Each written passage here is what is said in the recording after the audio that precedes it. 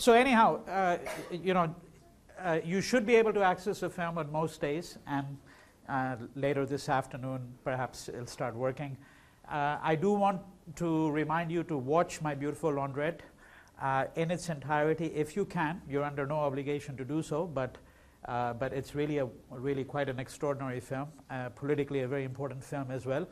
And a reminder again that that's one of the films that you cannot write on, because we're going to be actually viewing clips from this film now on Thursday, since we can't do it today, and be discussing portions of that film. But the other films are accessible, and you should be able to view them. So what I'm going to do today is try to wrap up my discussion within half an hour at most of indentured labor, and I'm going to focus more now on the various kinds of accommodations that they made, as it were, when they arrive at their destination. What are the some of those subjects will be taken up at much greater length. For example, the question of religion. It'll be taken up when we actually look at the religion section later in the quarter. But I just, to give you an overview of some of the considerations. And then once we're done with that, then I'm going to move to the next segment of the course, and that is a history of Indians in Britain. You'll get a relatively short history, and then in the next class we're going to look at My Beautiful Laundrette, for maybe 7 or 8 clips, totaling about half an hour, and then have a discussion on those clips. All right, so we're pretty much on schedule, just a little bit behind, but that's not really something to be concerned about at this juncture. All right, so let me recapitulate some of the things that I mentioned to you in my previous lecture, and the point at which we had actually stopped the discussion is when we were talking about caste. What happens to the institution of caste in the diasporic setting, right? So we'll pick up on that, but let me just recapitulate where we were. So what I have discussed with you up till this point in time are the circumstances under which Indians left as indentured laborers. There is a considerable literature on whether indentured labor should be considered to be a form of servitude, a new form of slavery.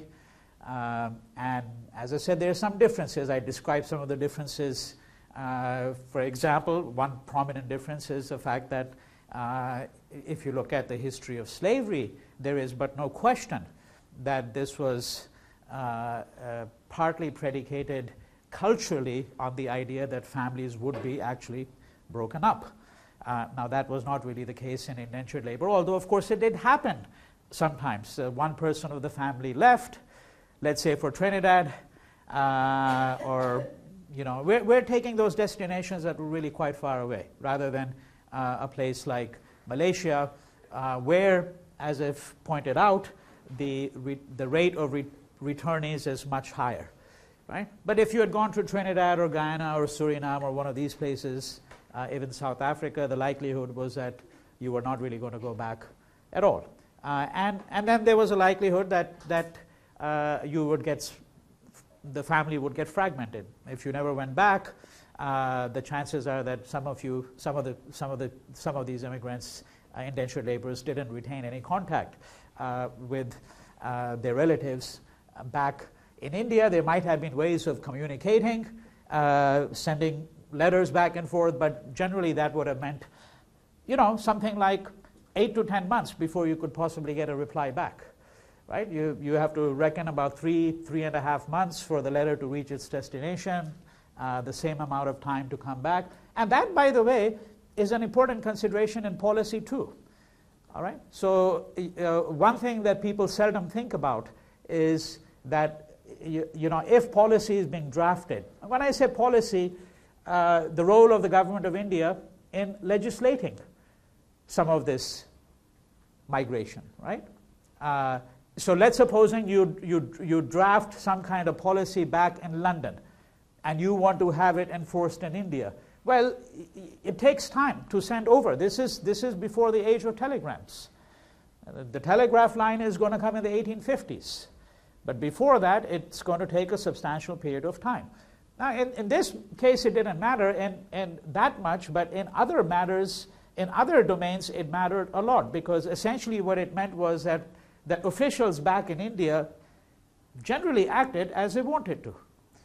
Right? They were what's called the men on the spot. Right? So the claim was that they knew best what's happening, and they don't really want officials in London interfering with the decisions that they take. All right? So a number of considerations here, right? The circumstances under which they left, the nature of the colonial economy, the abolition of slavery, the fact that the sugar plantations had to be saved. In fact, there are a good number of Indians down to the present day in these countries who will tell you that it was the Indians who fundamentally saved this economy, this plantation economy. Right? And whether this claim is true or not is not what we are interested in assessing, because these claims are never neutral. There's always a political charge, because of course the implication is that the Indians then became indispensable. Now if they became indispensable, that implicitly becomes a claim for citizenship rights. Right? So you have to follow that trajectory of thought. And of course this becomes a plank in the political game with the other dominant community. So in Trinidad, what would be the other dominant community? Obviously the Afro-Trinidadians.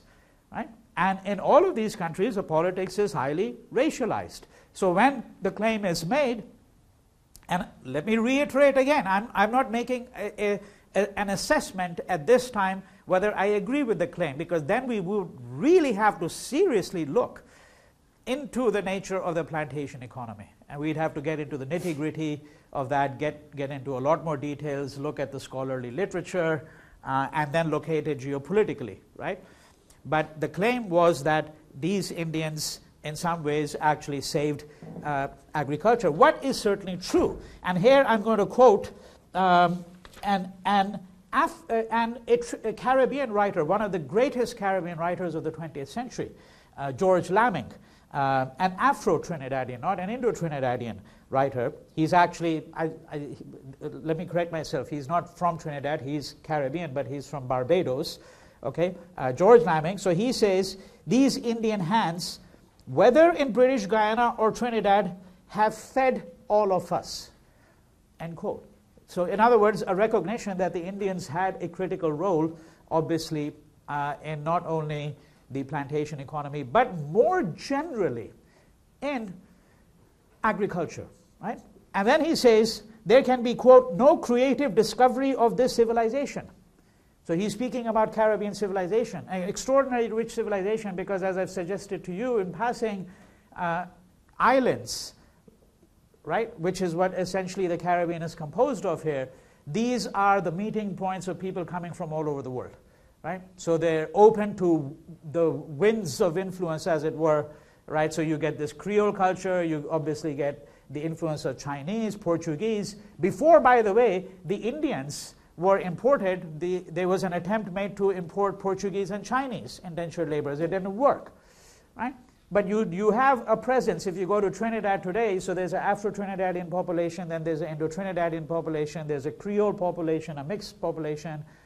You've got some people who are, white, a very small number, some people of Chinese extraction, and then, of course, the indigenous people who were largely wiped out, the Caribs, largely wiped out, as was the case in the United States, where the Native American population was largely exterminated or lost to disease, etc., right? So he says there can be no creative discovery of this civilization. It is a civilization without the central and informing influence of the Indian presence. There can be no history of Trinidad and Guyana that is not also a history of the humanization of those landscapes by Indian labor, end quote. Now that's a very significant statement, the humanization of those landscapes. So he's not only talking now about agriculture, right, and the plantation economy. He's talking about the fact that these Indians who came there in very large numbers and then eventually settled down, once they were able to move away from their contract, the contracts expire, they eventually set up shop, as it were. Okay, I don't mean that literally, although in East Africa that has to be taken literally, because all the shopkeepers They were called dukawalas, right? All of them, virtually, were in fact Indians, right? And in fact, if you look at colonial English writers, they will tell you that the dukawalas were in effect actually the first explorers, because they went, deep into the countryside, right? And you've all heard of Livingstone and Stanley, the great explorers, Lake Victoria. Well, who guided these Englishmen there? Right? How did they make their way there? So you never hear about who actually is doing the real work here, right? And in many cases, it was the dukawalas who had already broken into this terrain. Well, these are highly adventurous people, right? So when Lamming is talking about humanizing, right, there can be no history of Trinidad and Guyana. And if you were writing about South Africa, or if you were writing about Fiji or Mauritius, exactly the same argument would have to be made there, frankly. Okay? There can be no history of Trinidad and Guyana that is not also a history of the humanization of those landscapes by Indian labor. So the humanization meant that the Indians move into this terrain, they make it familiar. Right? That there's a way in which it's not a matter of taming the landscape. Humanizing and taming are not the same. Taming is what the Europeans did, right? Because you think of nature as inert, something that you exploit. Humanizing means exactly what the word really says, right? That you bring it in proximity to humans, right? There are ways in which you make the landscape familiar to yourself. You inhabit it, you settle it, right? You begin to develop a relationship with it. You begin to develop a relationship with places. So what is a generic landscape has now to be transformed to various places, right? And one of the ways in which you do it, of course, is that you start giving names to places that you are familiar with. So let me give you an example. Those coming from Basti in UP. UP is the Uttar Pradesh today, right? Back then it was the United Provinces. Remember that central North India, right? They create a place called Basta Hall in Trinidad, right? Those coming from Faizabad, in fact, create a place in Trinidad which they call Faizabad, so forth and so on. One could give many illustrations of this kind, right? So this is the sort of thing that Lamming is talking about.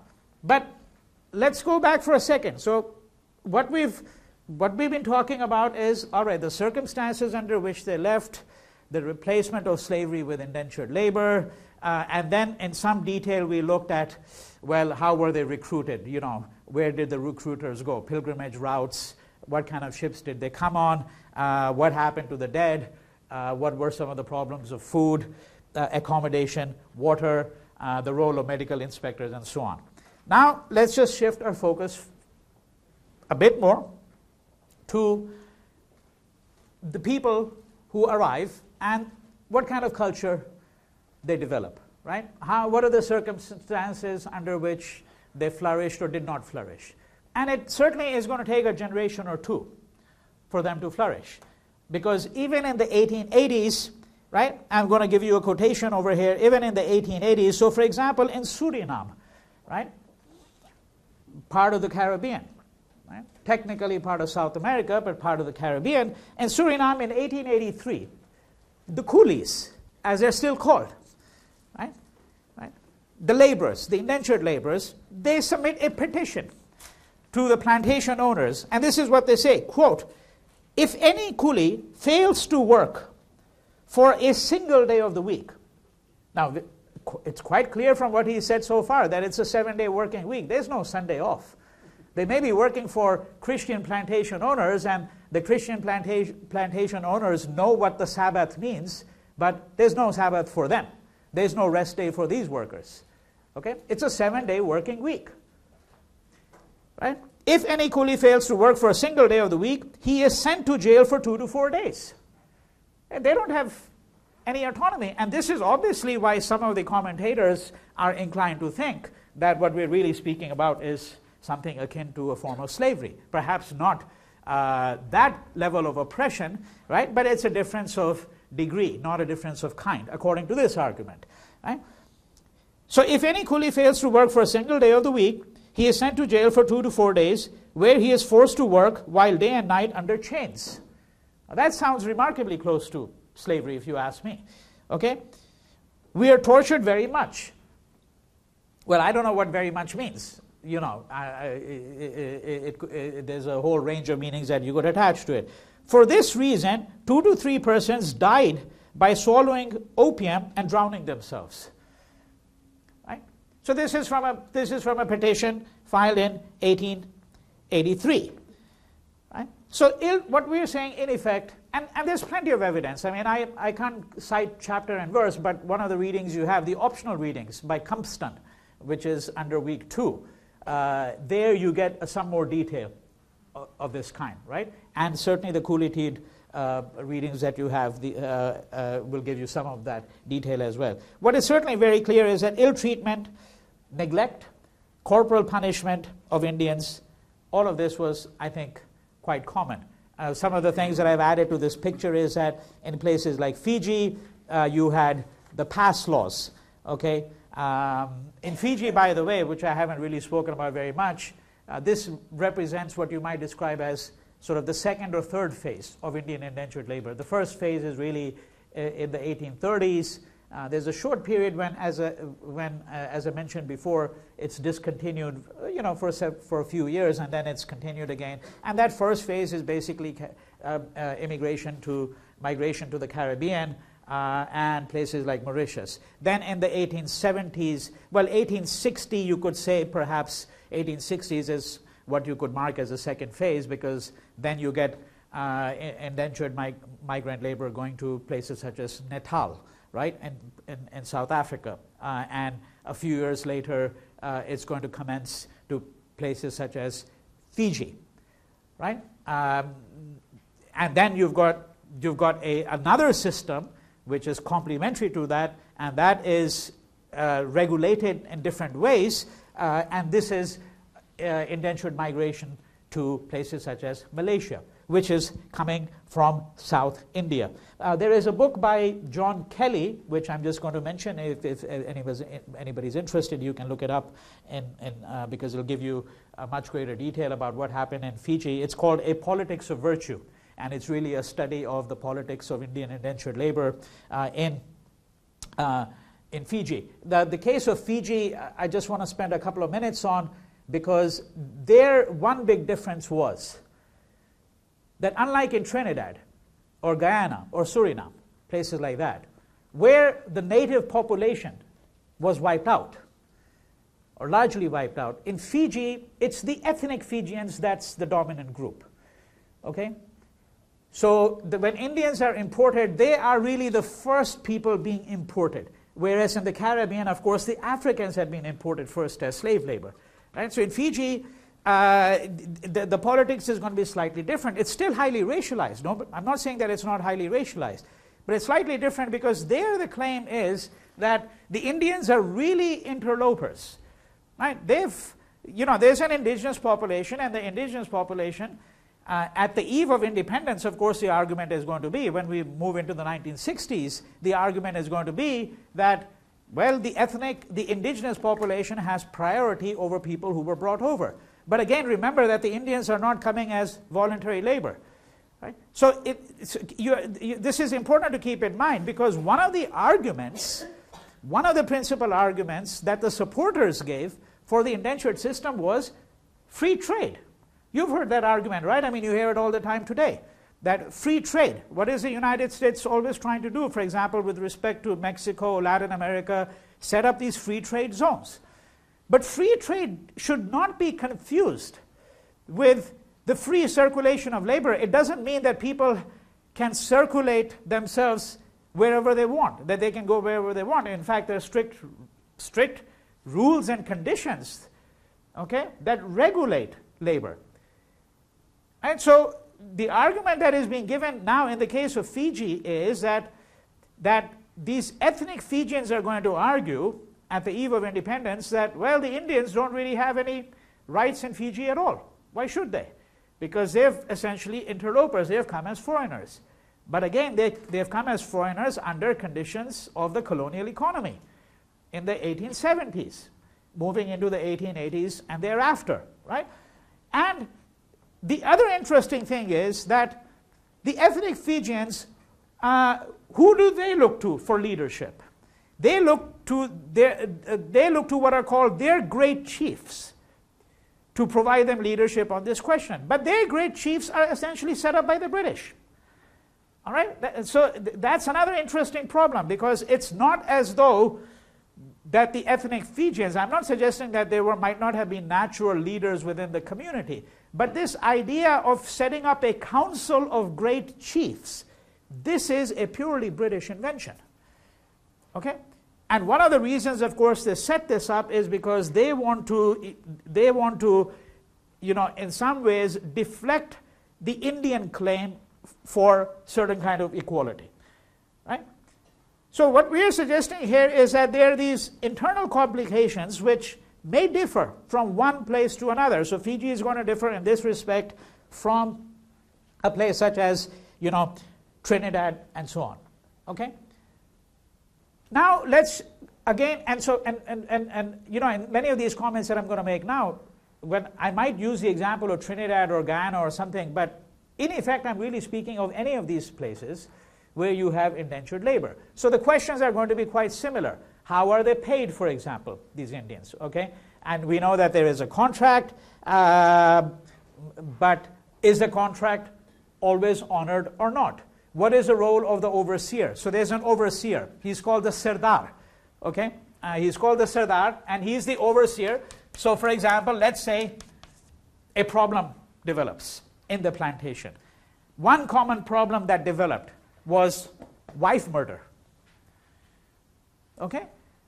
And when I say wife murder here, the origins of this go back to an issue that I've addressed in passing, right? And that issue has to do with the fact that there was a huge imbalance between the sexes, right? So in 1838, when there were 5,000 men who had gone, there were only 100 women. Now there's obviously going to be competition for sexual favors. That's going to happen in a situation of this kind. There's competition for women, and there's going to be jealousy, so forth and so on, right?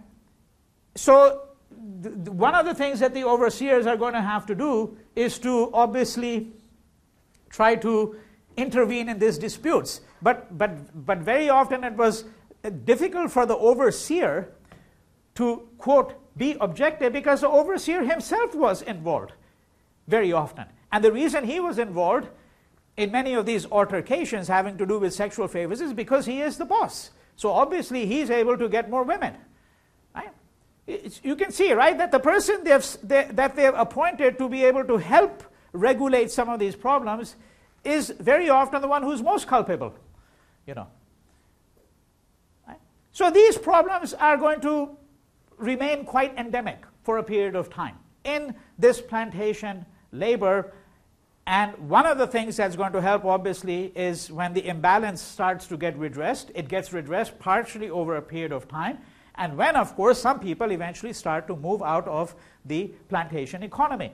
Now, let me give you another illustration. This is drawn from Fiji as well. Kelly has a long discussion of one or two of these court cases. So let's supposing there is competition over a woman, and a woman is killed. Right? The case goes to the court. Now, how do you try to resolve these cases in court when, for example, the defendant doesn't speak English, which was very often the case, right?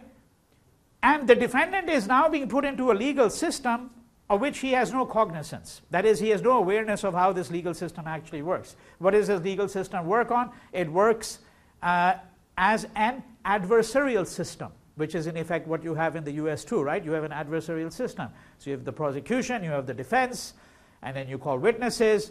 Now, of course, there may be differences because here you have juries. In these cases here, you never had any juries. I mean, the judge would simply hand down a sentence, whatever he thought it was appropriate, right?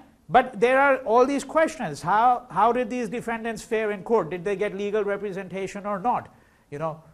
Right? And how were things communicated to them? Were they given a translator? You can see, right, how detailed the questions can become once you start looking at exactly how are these Indians faring in this kind of diasporic context. All right?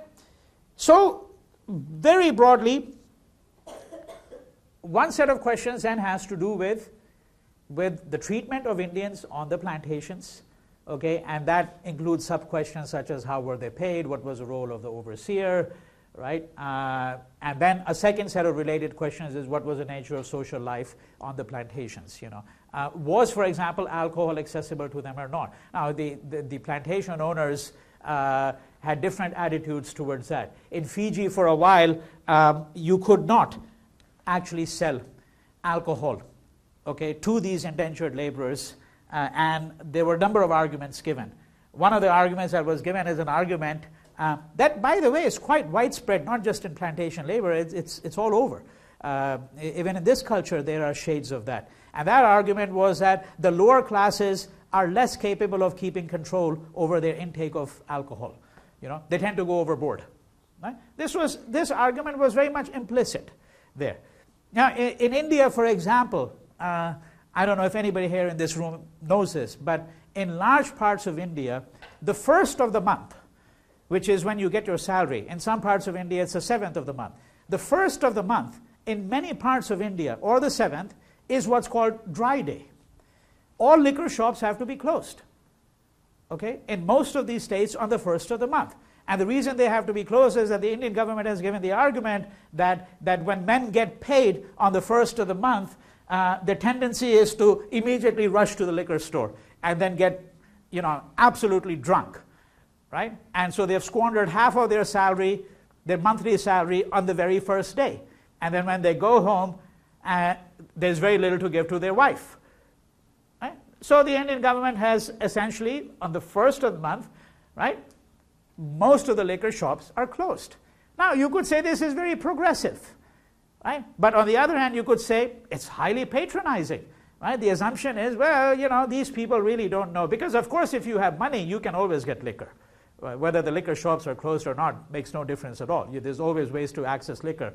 I mean, they say that there's more liquor in countries such as Pakistan, which is officially a dry country, than you'll find in any other country. Or in Saudi Arabia, they'll drink themselves silly, although these are technically all countries where there's complete prohibition, you know, complete prohibition, right? So now in these plantations, so in Fiji, for example, sale of liquor to these workers was not permitted. But sometimes there are conflicting policies, because sometimes the concern is, well, if you let them have liquor, okay, they'll drink themselves silly and then they'll just fall into a stupor, but at least they're not committing a crime. Well, on the other hand, if they've got nothing to do, the likelihood is that they're more prone to actually commit crime. Right? So there are conflicting views on these kinds of questions that you'd have to be really aware of. All right?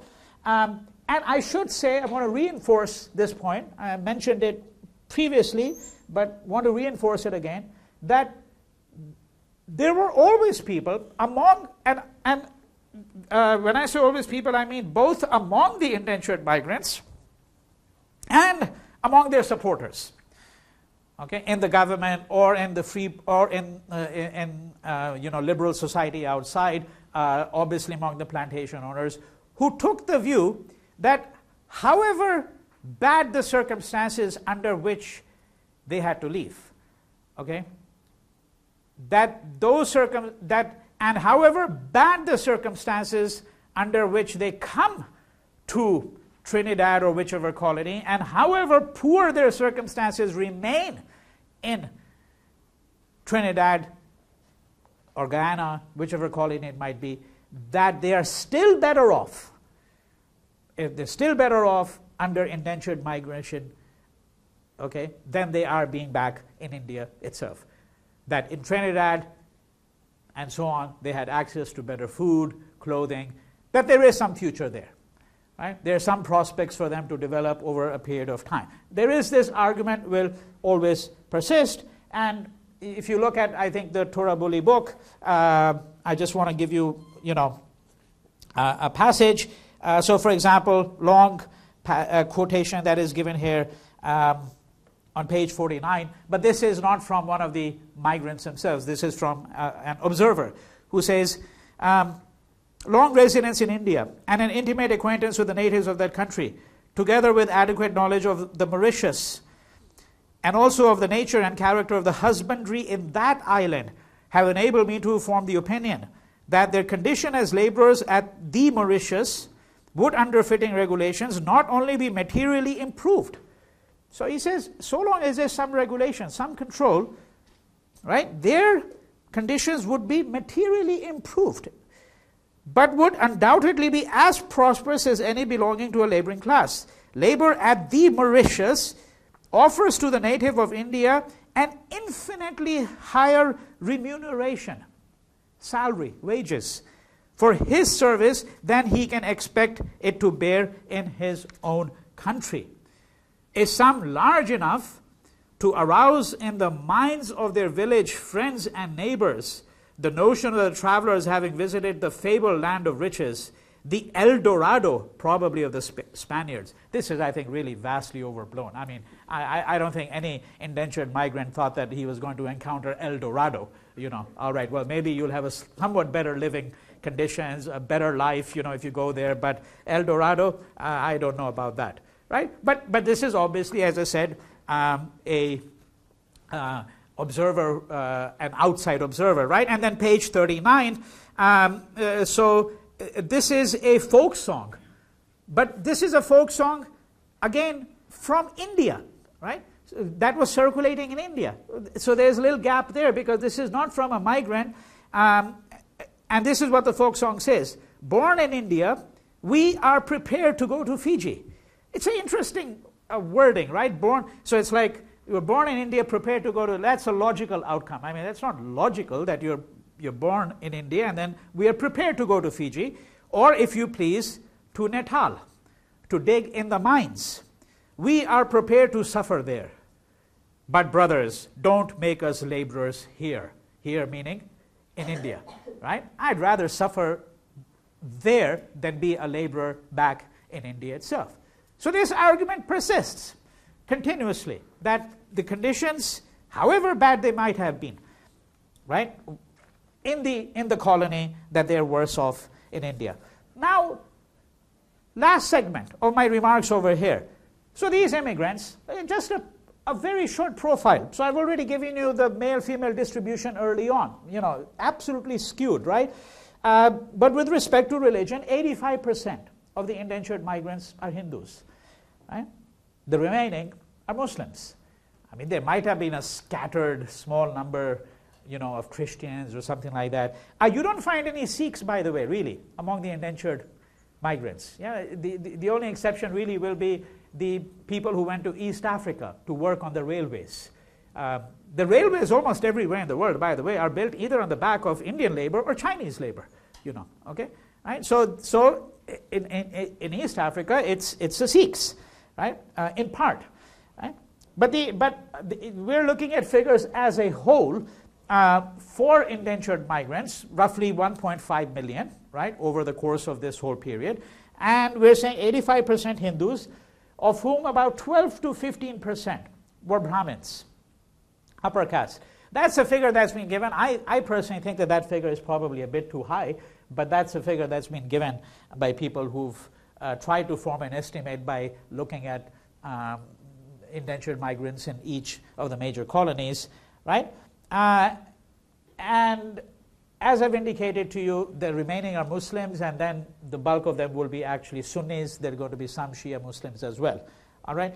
Now, one of the things we had looked at was the role of caste and what happens to caste. And I just want to go and back to that question, revisit it very briefly. Before I start looking at one or two different things, such as, for example, were there common forms of culture between these different Indians, right, in the diasporic setting? And so one of the things I mentioned to you about caste was that in these colonies there was a widespread belief, and certainly the people who live in places like South Africa and Trinidad and so on have tried to reinforce this belief. If you talk to them today, I mean, I've talked to quite a few of these people, right? And that belief is that in the conditions of indentured migration, the role of caste was greatly diminished. In fact, caste almost was entirely eviscerated. right? One interesting way to look at it is to look at religious practice. I had actually put a PowerPoint, but I forgot to bring my computer at the last second. It's in my office, so I'll show it to you on Thursday. A very short PowerPoint about Malaysian Hinduism. Okay, and one of the main gods they have is called Muniswaran. Now, you know, you could come like I do from North India and you know, have spent many years in North India there and believe that you know quite a bit about Hinduism, but you would never have heard of this god at all, because he's one of these what you might call minor gods. All right? So 2 points that I want to make over here. Okay? One is that, and we're going to be looking at Hinduism in greater detail when we get to the religion section, but I want to sort of lay the groundwork over here. One point is that when we speak of Hinduism, all right, we are speaking of a religion that, in comparison with Islam and Christianity, is highly disorganized and chaotic. Highly chaotic and disorganized.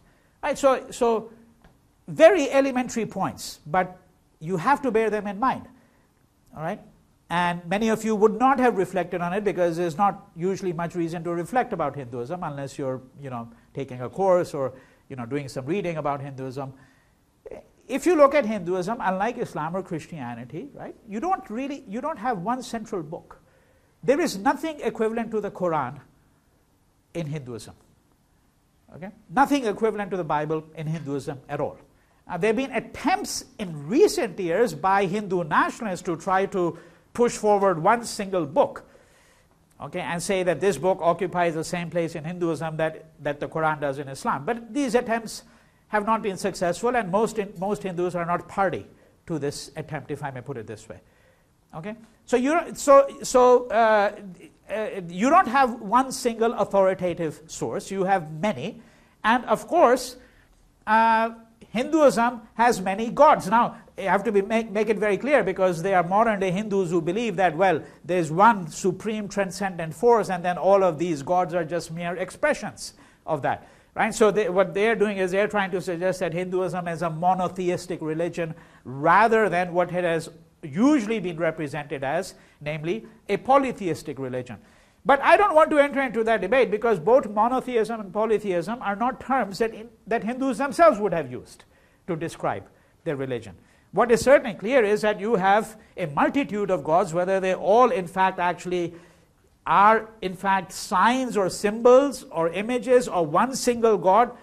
That's a discussion that I don't want to enter into at the moment. Right? But what is very clear is that you have these pan-Indian gods such as Shiva, Vishnu, Krishna, Ram, and so on. Okay? So you have a pan-Hindu tradition, right? That's what you can say at most. Multiple gods here, you've got multiple books, multiple sources of doctrinal authority, and again, unlike, let's say, Islam, which has a Mecca, right? Hinduism has no real Mecca. So it's not like you all have to go to this one place for your pilgrimage. Right? There's no such thing, really, in Hinduism. Right? So what we're really saying, it's a polyvalent, right? It's religion, speaks in many different, you know, languages, so to speak. Okay, it's polycentric. It has many centers, not one center, right? And so forth and so on. That's the nature of the religion that we're really speaking about. Now, one interesting question that develops then, therefore, is in the diasporic setting, what happens to this religion? Is it possible for minor gods to become major gods? And Muniswaran seems to be a very good example. So one of the slides I wanted to show you, I'll show it to you on Thursday. And you're going to be absolutely amazed, because you'll say, a god doing this? What is a god doing? He's smoking a cigar. Okay? And in fact, if you go to Malaysia and you look at temples of Muniswaran, it is not uncommon to find offerings of beer bottles given to the god. Right? Tobacco products. Now, most Orthodox Hindus, even, I shouldn't say Orthodox, most Hindus would be absolutely, stunned.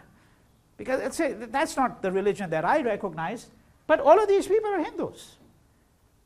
And they have no problem at all with any of this. So what this does is this immediately raises a whole set of questions. That in the diasporic setting, is it possible to, in some ways, change the hierarchy of gods? The minor gods suddenly become the major gods. Right? And one reason it's possible to do so is because even though there is no central source of doctrinal authority in Hinduism back in India, it's a long tradition, and the people have their ideas about, well, what are the major gods, what are the major texts, so forth and so on. Right? In the diasporic setting, there's much less regulation, you could say. Of course, there are some scholars who would argue that these minor gods have in fact, are Indian gods, so you can find them in India as well. It's just that in the diasporic setting, they are given a prominence which they don't have back in India itself. All right? And this relates to that second question, because I said there were two questions, and that is, again, caste prohibitions and caste restrictions. Right? What is the role of the Brahmin in the administration of these religions, of this religion called Hinduism? One reason it may be difficult to perhaps, have this kind of liberty, this kind of latitude, is because the Brahmins, who are the upper caste, remember that I had given you a very short list of the four, major caste divisions, and I want to reinforce something which may not have been very clear in my remarks on last week, because I was just concluding that lecture and I hadn't really gotten to that point, and that is that, I had said to you that, so you have these Brahmins, and then you have Kshatriyas, right? Kshatriyas and Vaishyas, okay? And you have Shudras. And I had mentioned to you that this is really what you would call the textbook view, okay? And the one of the texts I mentioned to you is the Laws of Manu, 2nd century AD text, who says that the Brahmins are the ritual specialists, the ritual experts, they're the priests, the Kshatriyas are the rulers. They complement each other, right?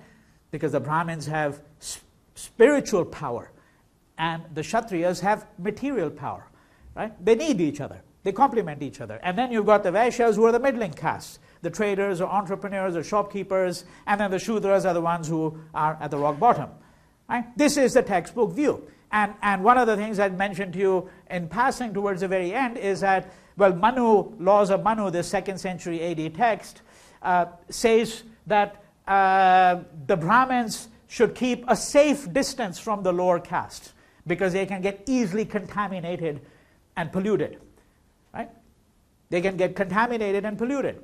And a number of scholars have argued that the idea of pollution and contamination is central to an understanding of this caste division. Of course, this is the textbook view, because in real life, right, an example I often give, I mean, if you grew up like I did in Delhi, right, and you traveled on one of the local transportation buses in Delhi, it's called DTC, Delhi Transport Corporation, a bus intended for, let's say, 60 people and packs at least 120 in that bus, right? And there's barely room for you to move your elbow inside the bus. So you don't keep on asking the guy next to you, hey, are you a Brahmin or a Shudra, because I'd better keep my distance, right? Of course you can't do that. I mean, you're getting, quote, contaminated and polluted all the time, right? Right? So the ground view, what actually happens, may or may not coincide at all with the textbook view. Where the textbook view might become more important is where you have the liberty to exercise your choice. For example, such as choosing your marriage partner. I mean, if you seriously believed in this, then a Brahmin probably doesn't want to marry a Shudra, right?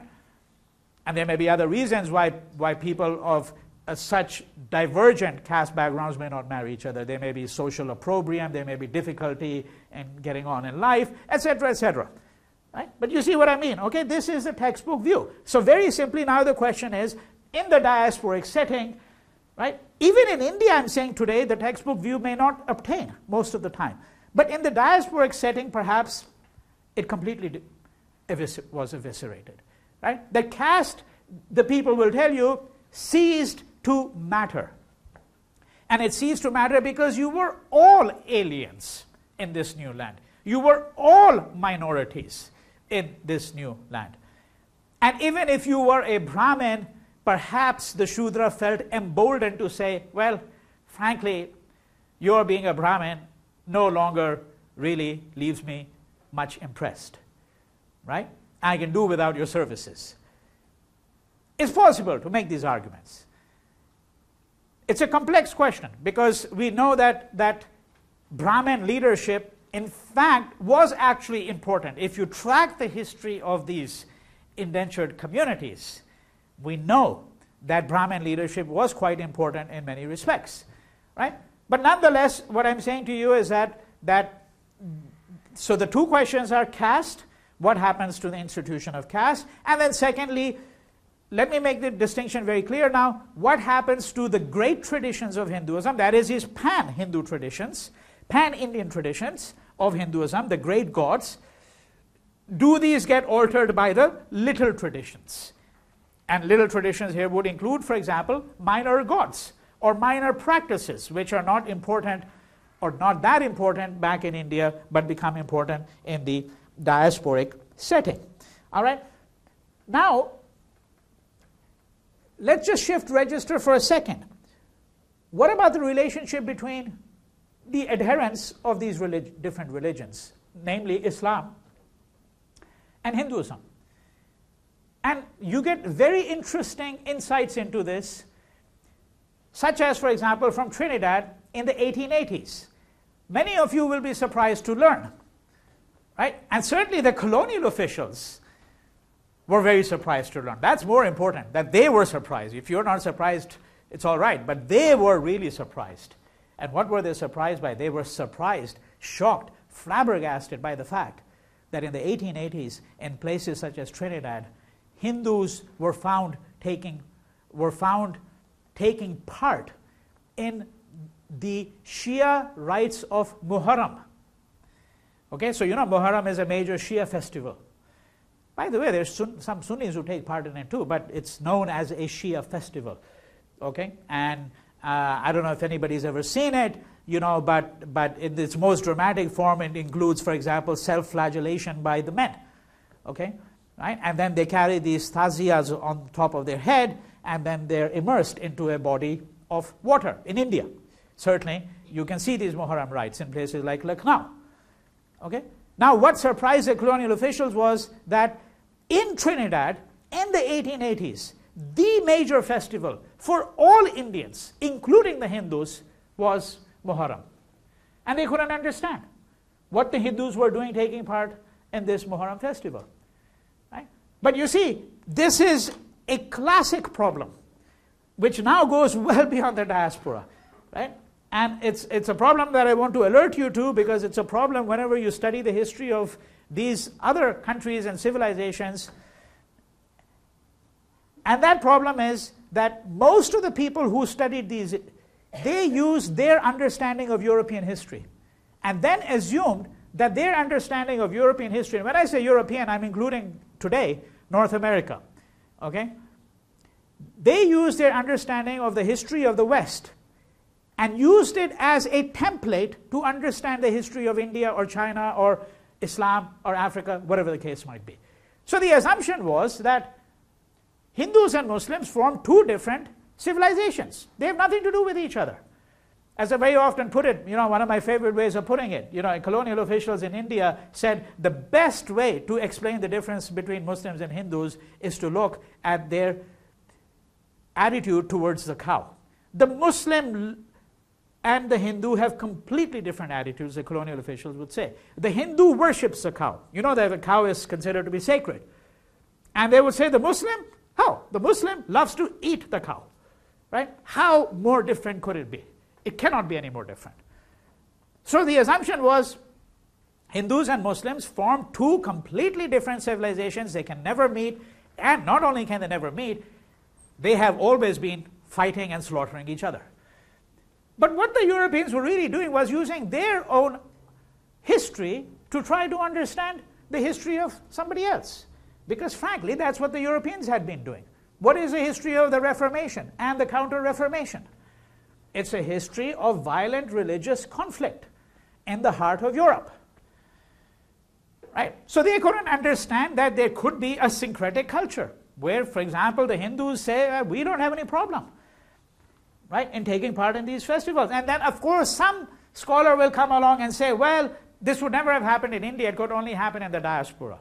Now, that's not entirely true either.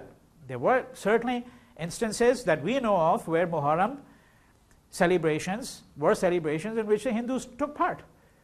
But what can certainly be said is that in the diasporic setting, such, let's use that word now, important word, such transgressions, right? Transgression is when you cross the boundary. When you say that, well, frankly, I don't care what the boundary is or what a Hindu should be doing, what a Muslim should do. Okay? That such transgressions were more common in the diasporic setting than they were back in India itself. And so, in fact, this Muharram festival that I'm talking about, in the 1880s, you had what was called a massacre, where a kind of a riot took place, and the colonial officials, this is when they come to the real awareness, because when they start studying who's taking part, in this festival, they find that there are a substantial number of Indians who are taking part in this as well.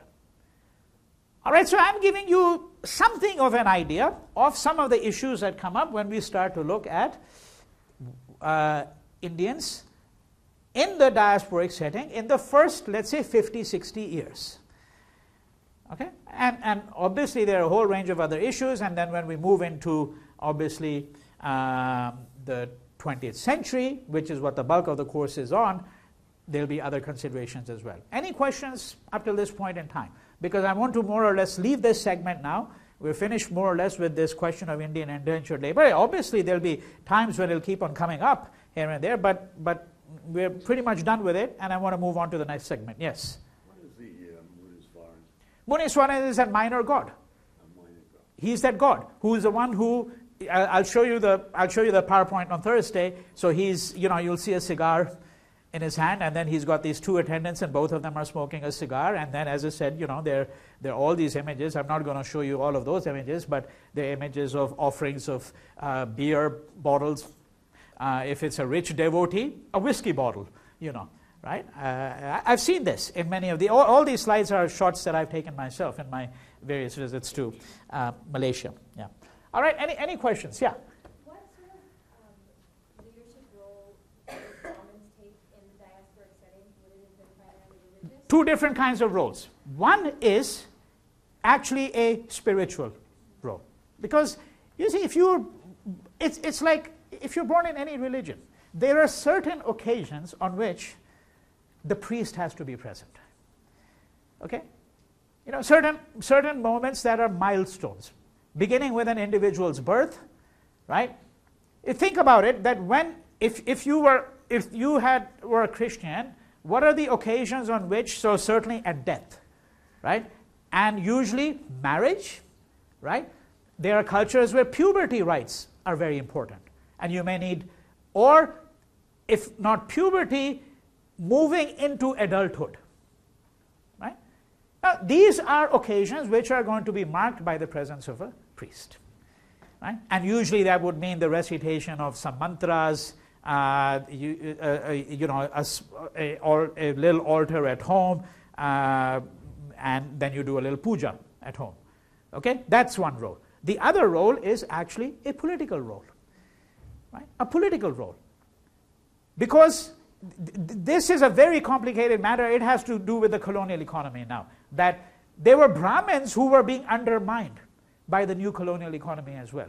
They were being undermined by the new colonial economy. Some of them, in some places, their role got enhanced. In some places, their role actually diminished. We can't get into the details of that, because then we'd have to start looking at the history of India.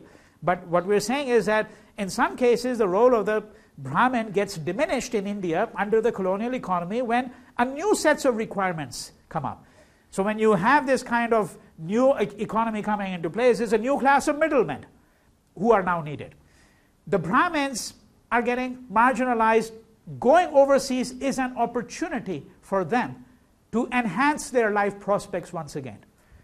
And because they tend to come from the more educated segment of the community, that's one reason why they will begin to exercise a political leadership role, right? So the answer to your question is both, spiritual and material, which is to say that the distinction, the division of labor, so to speak, that existed in India between them, between the Kshatriyas and the Brahmins, gets dissolved in the diasporic setting, and the Brahmins assume both those roles, both the roles of being the political leaders of the community in some respects and the spiritual leaders. But again, they're going to be, there'll be divergences from place to place, but I'm giving you the general picture of that, right? Any further questions about any of this? All right, let's move to a different setting now. So now we've moved away from indentured labor. Now we're looking at a different strand of the Indian diaspora here now, and this is Indians in Britain. All right, and of course, as is evidently the case, the most important consideration to bear in mind is that this is now Indians coming into the heart of the empire.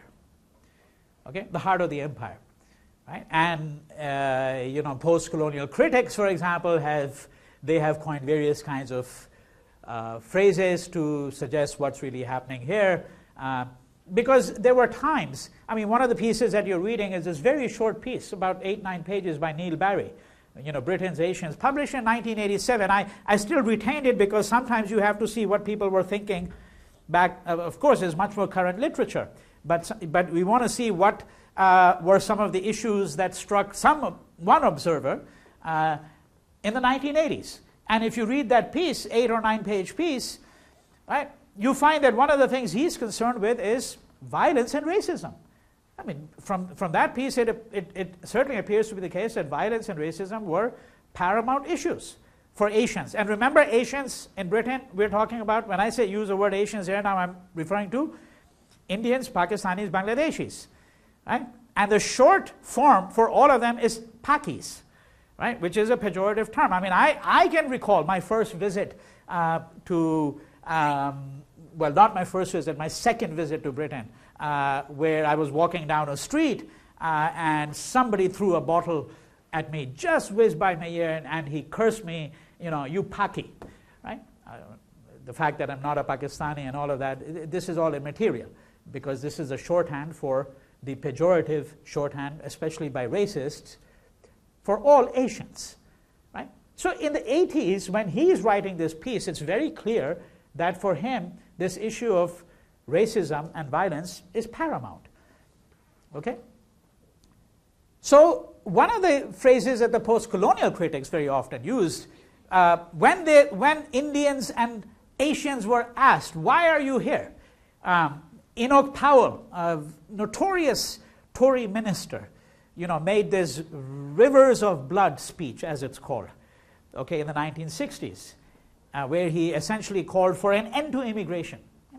We don't want any more of these foreigners here. And it is in response to people like that that the Asians said, we are here because you were there. We are here in England because you were in the subcontinent. What were you doing there for 300 years? Right? What brought you there? So this is our entitlement. And we don't need any other entitlement to be here. A strong statement, of course, but that was the position that was taken certainly by some of the ones who felt that you don't need to have an argument for why you're in Britain. I mean, after all, the Indian subcontinent was colonized by the British for a couple of hundred years. Right? And certainly the British presence goes back to the early 1600s, and the actual period of colonization may not have been more than 150, 200 years, but we're talking about a long period of colonization either way. Right? So this was one of the arguments that was often made. The other argument that was made very often was that, well, in fact, actually Britain needs us. Right? And if you read the Neil Barry piece, I mean, he gives this astounding figure. It's really astounding, going back to 1987, where he says 1 of 20 Indian men in Britain is a doctor, right? I mean, it's been argued by very many people. Now, this is not humanizing the landscape here in the Lamming sense of Trinidad here and the Caribbean. This is actually saving the National Health Service. You know, Britain has what the Americans call socialized medicine, right? Communists, right? Because anytime you've got any kind of organized welfare or anything, of course it reeks of communism to many people in the US. Right? So they have socialized medicine. And the main embodiment of that is what is called the National Health Service. Of course, what happens in countries like Britain and Germany is a good part of your income is taken out initially, but then you're taken care of. Right? We won't look at the whole history of the NHS and what's happened to the National Health Service in recent years, and you know how long you have to wait for a kidney transplant and all of that. The important consideration for us is that it became heavily staffed by Indians. The figure that Neil Barry gives you is 1 out of 20 doctors in England is an Indian, but he's not referring only to doctors working for NHS. He's looking at doctors across the country, including those who are in private medicine. The NHS, huge number of doctors of the National Health Service were and continue to be Indians. You know, all right? So, different argument. Remember that we're on this train of thought where we're saying, well, what were the rhetorical debates? What were the polemical points that were being made about whether, you know, the Asians, including Indians, should or should not be in Britain? And right, that's what we're looking at. And I began with the argument about the empire and India being colonized, and now Indians and Asians saying that, well, we have every right to be here, you know. Okay, and then we're looking at a different kind of rhetorical argument, and that has to do with their role in, you know, at least in the public perception, it was that, well, that a major institution like the National Health Service really would crumble without the Asians in it, you know. All right? But let's look at the broader picture. The first Asians to arrive in Britain are the Lascars, for the most part. Lascars are these seamen, because the British Empire was, the rock bed of it was the British Army, the British Navy, right? And here I'm looking not only at the Navy in the ordinary sense of the term, that is a armed naval force. I'm also looking at what's called the merchant navy, that Britain was the greatest trading power, right? So there were lots of Indians who began to work on these ships, and when the ships would dock at port, let's say for 5, 10, 15 days, sometimes the Indians would merge into these places where the ship had docked, right? So you just move from the port into the city, the town, the countryside, right? That's the presence of these Lascars. And then there are these occasional people who are coming through for various other reasons. Dean Muhammad, about whom I mentioned, the guy who invented shampooing and who becomes the official shampooer, right, to George IV, right? There are people like Ram Mohan Roy, India's most well-known social reformer in the first half of the 20th century, right? He spends some time in Britain for various reasons. You know, he wants to petition the king for various things, so on and so forth. Second half of the 20th century, you're going to have Indians who are going to go to Britain to study as students. And an entire history unto itself, one could do a whole course around just this one single point, but I only want to mention it to you. If you look at the leadership of the Indian National Congress, so the Indian National Congress was the major nationalist organization in India, founded in 1885. Right? And eventually it would become the organization that, under the leadership of Mohandas Gandhi, right, would become the paramount instrument for the freedom or independence of India. Right? Now, if you look at the leadership of the Congress, the top leadership, virtually all of it, was educated in Britain. Okay? I'm not talking about many of the small regional leaders. I'm talking about people like Gandhi, Nehru, Jinnah himself, who then becomes the founder of Pakistan, right? Any number of people that you can think about, right? They're all educated in Britain. And that meant usually you went to Oxbridge, you went to Oxford or Cambridge, or as in the case of Gandhi, you went to you went to London and you got credentialed in law. The other thing that must be said about them is that virtually all of them were credentialed in law. Okay, that's the training that they acquired. Right? As I said, a fascinating subject unto itself. How did that equip them? How did they then use the law against the British themselves, etc., etc. But we are saying that there was a considerable presence.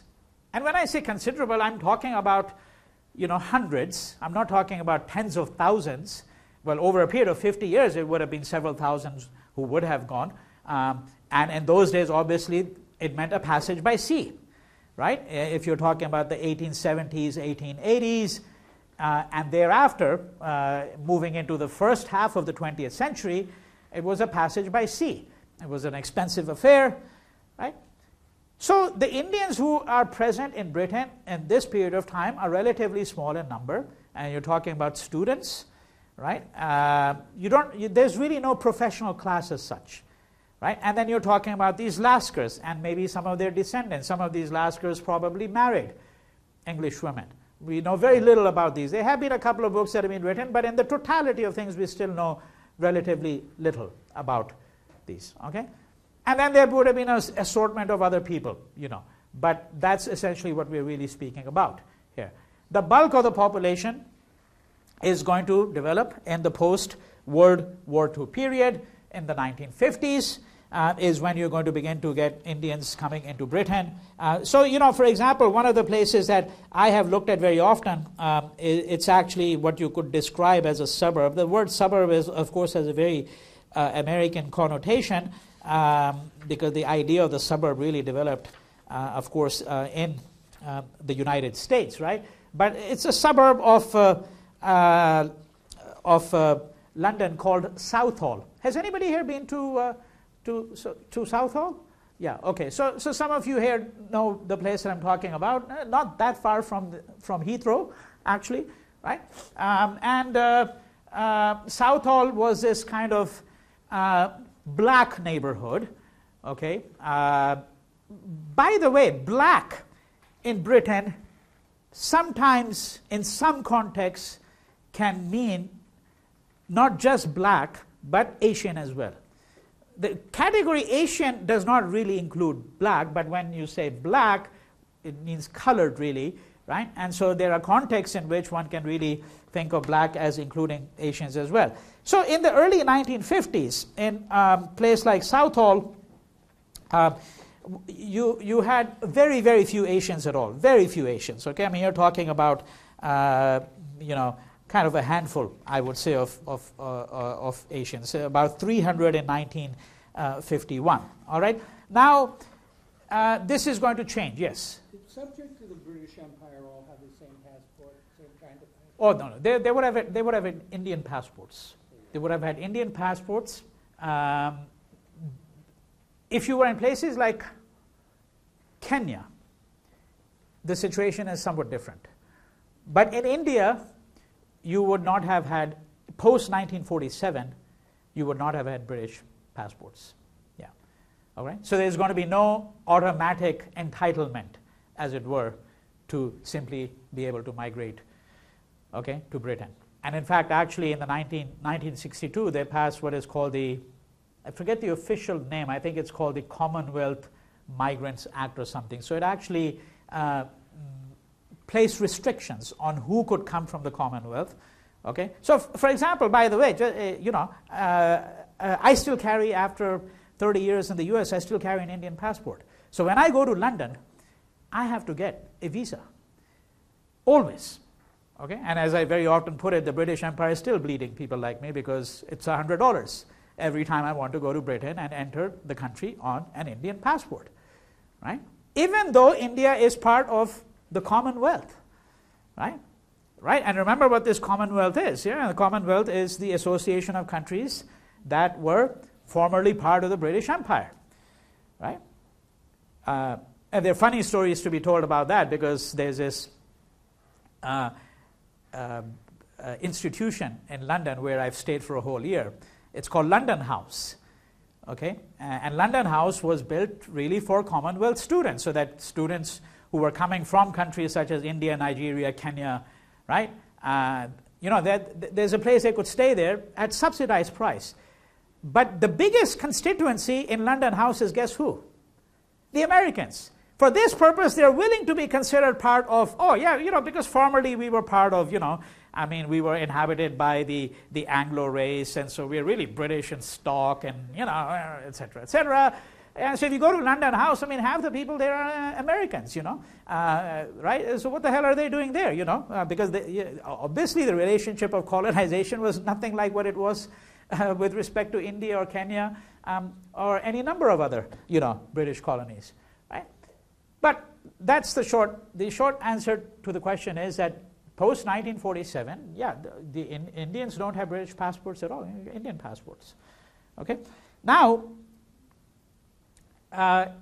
Southall, which I was talking about. So I was saying that, look, in 1951, Southall is part of what is called Ealing, okay? And Ealing had a population of 60,000. Okay, so Ealing is the larger borough, and then within that is Southall. And Southall had 300 Asians. And we can be actually quite specific about who these Asians were. Out of a total population of the borough of 60,000. Okay? And there were some black people there. We're just looking at one microcosmic community there, just to give you an idea. And I'll talk a little bit more about Southall on Thursday, because I'm not going to be able to finish in the remaining 2-3 minutes I have. So these 300, we can actually say quite a bit. They're Punjabis. They're Punjabis and they're Sikhs, and they're coming from only 1 or 2 districts. There are lots of reasons why the Punjabis were willing to come at this point in time, in the 1950s. So this is 1951 figure. Okay? By 1961, the number of Asians has gone up to over 1,500. Okay? Over 1,500. So, and then it's going to accelerate. If you go there now, it looks like it's Punjabi. Sure, there are white people to be seen there and so on, but frankly, it feels like home, right? Feels like, well, maybe without the verdant fields of the Punjab and the mustard and all of that, right? It's going to be a lot of kebab shops, restaurants, and so on and so forth. But gradually, over a period of time, it's going to become really Punjabi. Now, the Punjabis left in the 1950s. Land was in the early 1950s, going through the mid-1950s, until the 1960s, before the Green Revolution hit the Punjab, as it's called. Right? So before that, we're saying that these Punjabis, in fact, actually had reason to leave. The land was not being properly utilized, as some would have put it. It was expensive, comparatively. Okay? And that's going to explain the migration of some of these people at a time when, as I said, migration was somewhat easier, before the restrictions are going to get put into place with the Commonwealth Migrants Act, whatever the official name was, right? Which is in the 1960s.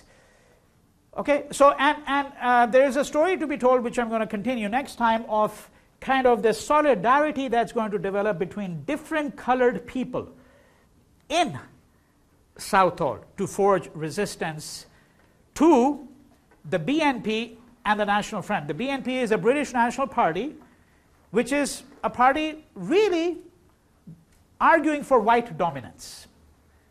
That's what it's arguing for. And the National Front. Okay? So this is a story that I'm going to continue.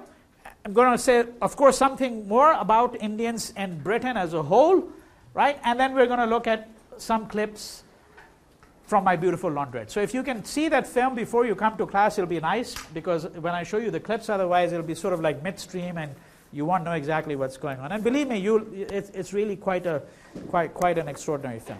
All right?